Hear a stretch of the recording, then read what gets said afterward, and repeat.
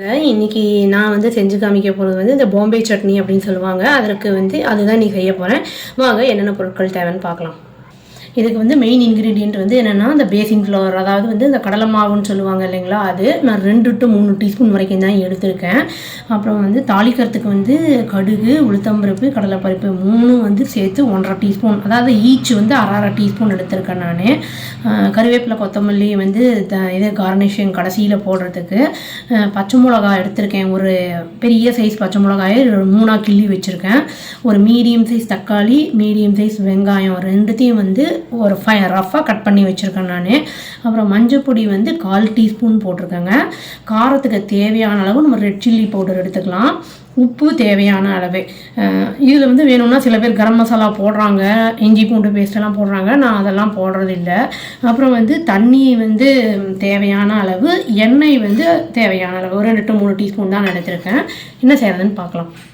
First அடுப்பு on பண்ணி கடாயை வச்சு எண்ணெயை ஊற்றிட்டு எண்ணெய் சூடானோடனே நம்ம இதெல்லாம் ஃபஸ்ட்டு வந்து தாளிக்க வேண்டியதை தாளிச்சிடலாங்க.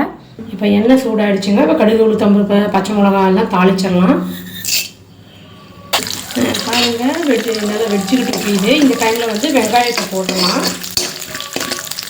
இப்போ இதை வந்து லேசாக உப்பு போட்டு நல்லா ஒரு வதக்கிடலாம். அப்போ தான் சீக்கிரமாக வதங்கும்.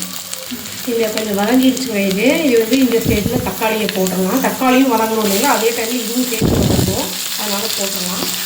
வதங்கட்டும். இப்போ வதங்கிடுச்சுங்க. இந்த ஸ்டேஜில் வதங்கிடுச்சு. இப்போ கடலை மாவு வந்து நம்ம தண்ணியை போட்டு நல்லா கரைச்சிக்கணுங்க.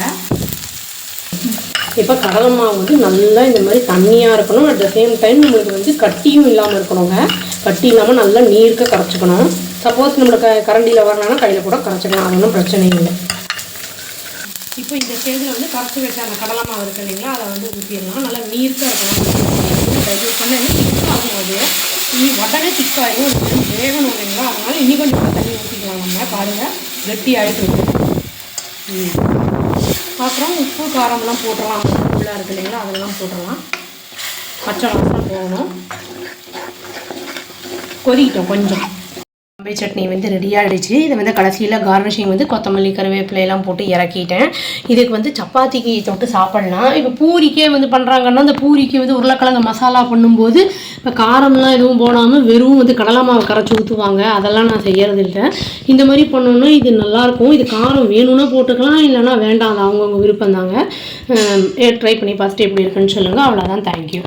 Please do like, share and subscribe our channel and click the all option and tap the bell icon. Thank you.